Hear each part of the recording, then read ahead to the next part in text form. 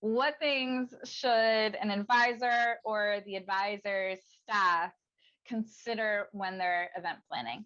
Now, we covered a few of these items when we were talking about the budget, but I'd like to get a little bit more into the details with that.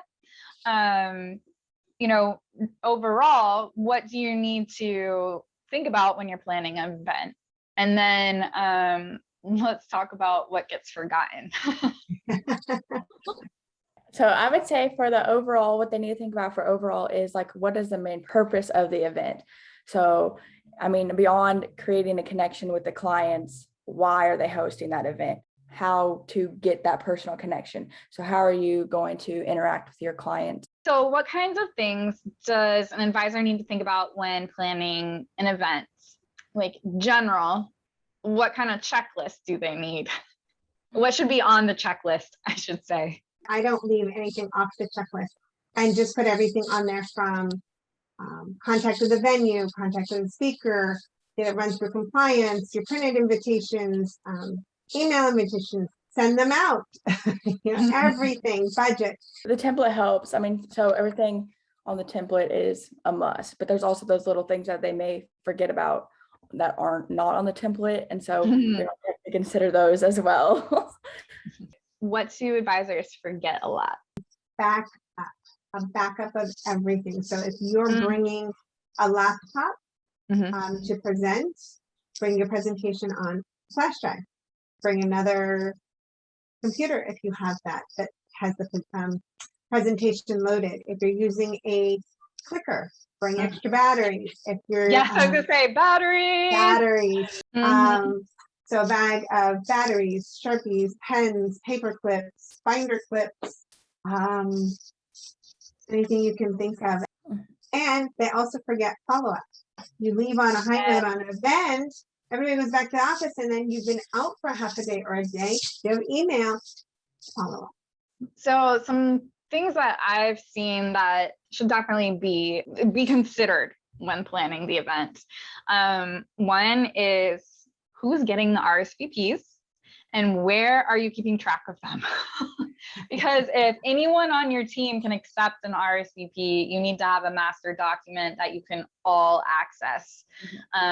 Otherwise, back to the budgeting, you are gonna have people show up you weren't ready for, or people not showing up that had RSVP'd to you, but then called your staff member and told them that they're not coming, but you didn't know that. Some other things, something I like to recommend or talk about is the 5 love languages, and trying to include each of those in your event for your client, because everybody receives love differently. Some people like to spend time with the people they care about. Other people like to receive gifts.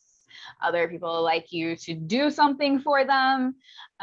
So I think it's important to look for ways to include each of those in an event, and giving a small little gift that they can take home is definitely one of those touch points that are often overlooked when you're planning the event that can make a lasting impression. Something else I recommend is that the advisor themselves is the one speaking. That way, they're always presenting themselves as the expert in the room. However, it gets a little tricky when you have to have a guest speaker. But I think that can still be achieved in the way you're introducing the speaker when you bring them up on the stage. Advisors and the planning team should consider and take into account is you have to get there early. Even if you are not the one who did the planning, you're just going to be the speaker or what have you, at least 30 minutes, if not an hour ahead of the event. Not even because you have to make sure everything's going right, but because your guests arrive early. Oh my gosh, and they do. We've even put check-in time, event time, and they still come early. Another thing to think about are name tags. Absolutely. And that is helpful for everybody involved, the advisor, if you're blanking on a name, the client, if they're talking to another client, or even the advisor maybe. And along the note of name tags, always put it above your dominant hand, the hand that you go to shake other people's hands with, so you can look across, or they can look across and see your name. And if possible, put your logo on your name tag. Absolutely.